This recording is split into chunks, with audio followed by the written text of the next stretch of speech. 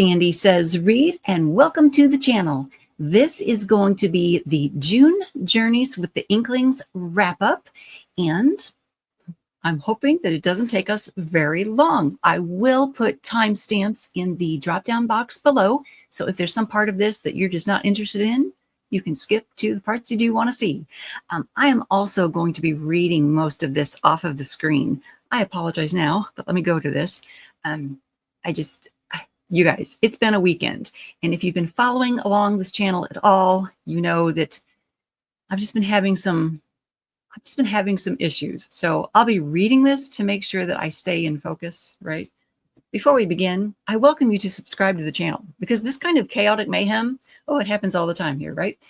This is a booktube channel full of bookish content, bookish stuff. And if you like that, you should subscribe. You should welcome your friends to subscribe too, because the bookish stuff is what we do. Book reviews, booktube tags, readathon wrap-ups. That's what we do. Okay, so let me read this. I combined some of the hero's journey activities that Kaylee suggested for us.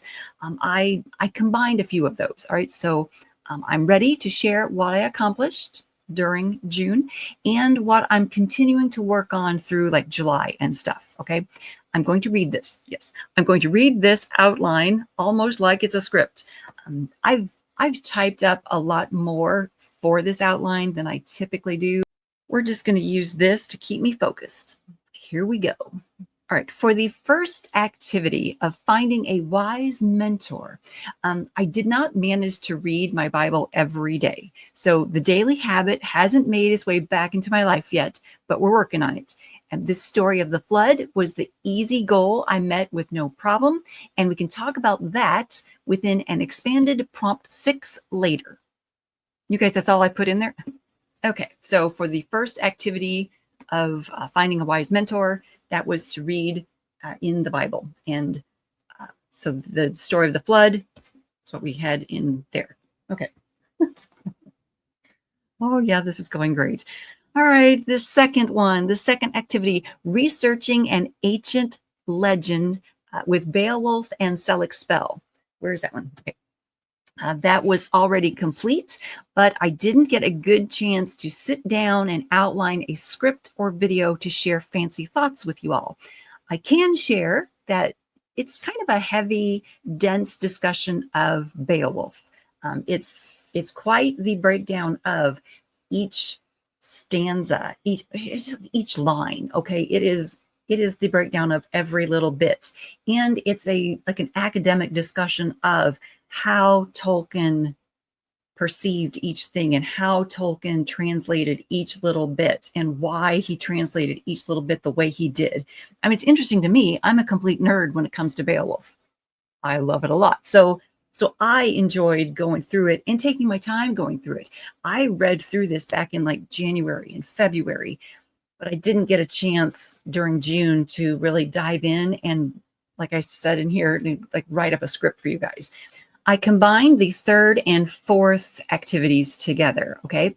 This was set out on a quest with an Inkling story and discover hidden magic with a new to you Inkling story. Now, this worked nicely with the fall of Numenor, right? I wanted to read this story, so I pulled this book down off the shelf for prompts 3 and 4, or activities 3 and 4. Now, reading through this, did I write it down here? Okay, reading through this book was like I combined a fantasy world with a history book. Now, I'm going to take, further down, there's another prompt I'm going to explain to you guys, but I'm going to take some time to write up a script or an outline and bring you guys a better review of just this book and talk to you some more about it.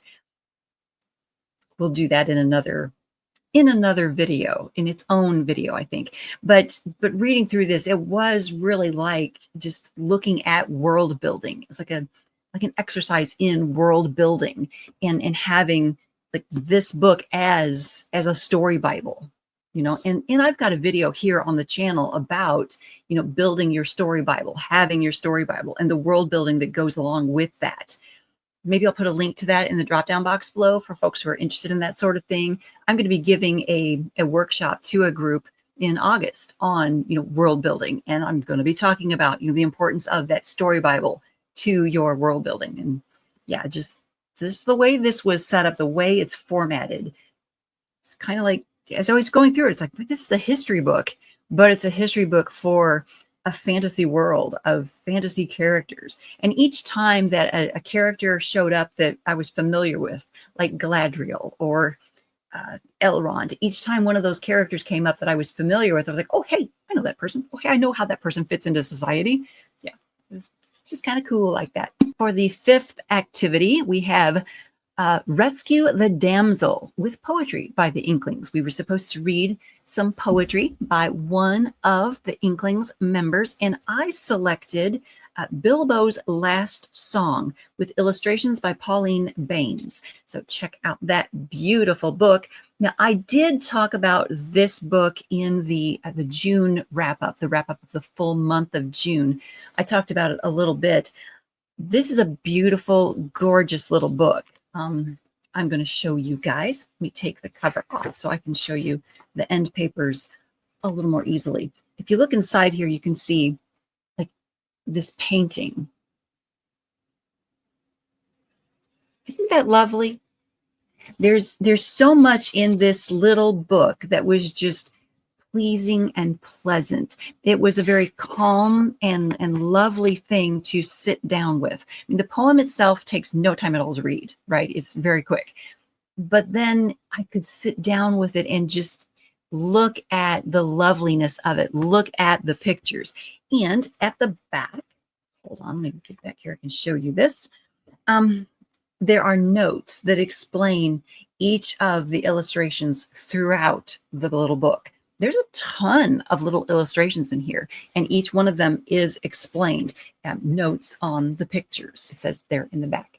And you can see Smog up there at the top. But it's very nicely done in that way that you can go through and you can see all the pictures and you can just be steeped in the world. You can be immersed in it. And then when you get to the back, you can see, oh, yes, that was Bjorn. Oh, yes, that was Smaug. Oh, yes, that was this scene out of this action. Yeah. It was nice. I enjoyed it. I thought it was great. Also, during the middle of June, I had my birthday and my parents sent me some money. So I used that to get the collected poems of J.R.R. Tolkien, this beautiful set. And that is also in the June wrap-up.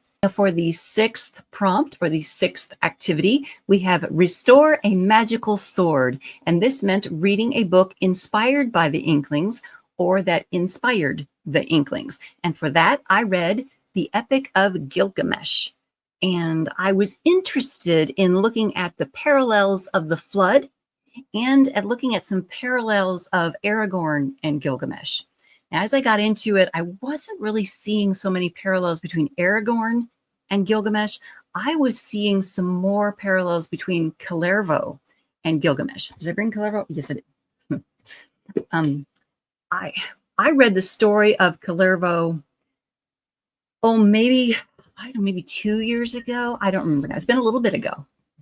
But there were just more traits of Kalervo that were coming back to me as I was reading about Gilgamesh. I did not find Gilgamesh to be a fine, upstanding gentleman. Okay, let's just put it that way. And so there were just echoes of Kalervo in Gilgamesh. So what I want to do is I want to take Kalervo, Gilgamesh, and the Fall of Numenor, and I want to put together a video for you guys and just talk about some of the parallels I was seeing, some of the similarities I was seeing, that sort of thing. And what did I put in the script for you guys? I thought I would see some parallels and similarities in Gilgamesh with the Fall of Numenor, and I did see some similarities with Eldarion.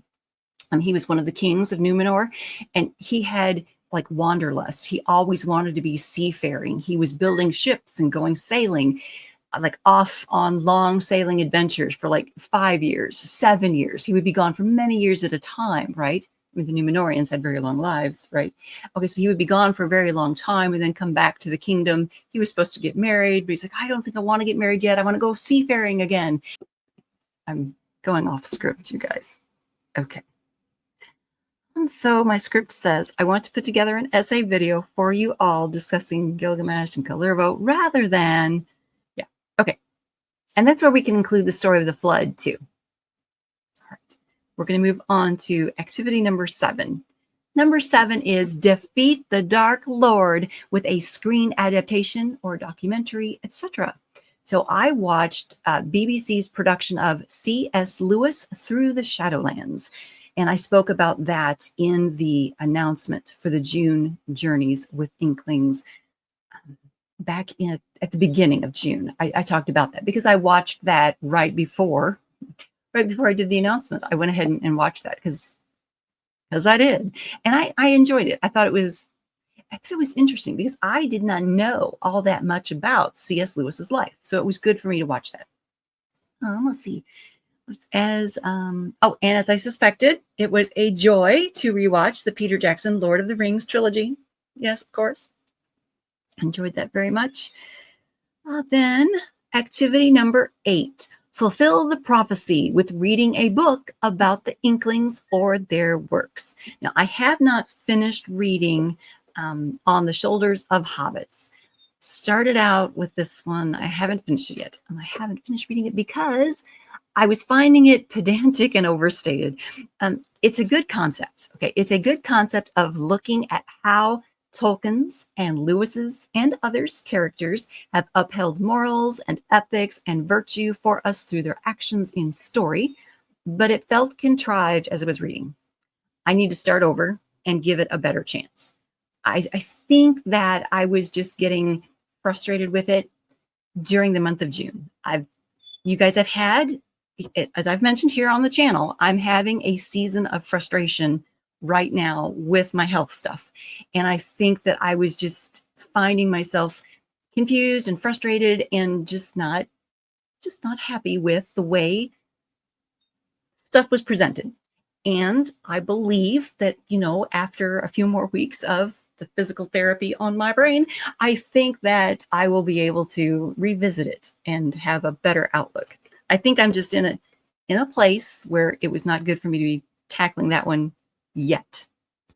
I'm going to try it again and we'll see. Those were our 8 activities for the June Journeys with the Inklings Readathon, the 8 activities that we enjoyed and participated in during the readathon. I want to thank you all for joining me in this and for participating in this with me. And I want to especially thank Kaylee for coming up with this awesome idea and this great reminder of Tolkien, Lewis, the other Inklings, all the good stuff that they produced for us, to continue to enjoy today. It's very good. I will look for other Inklings participants videos out there on the YouTube interwebs. I'll be looking for your videos so that I can share in the cool stuff that you guys did too. Thank you so much for tuning in.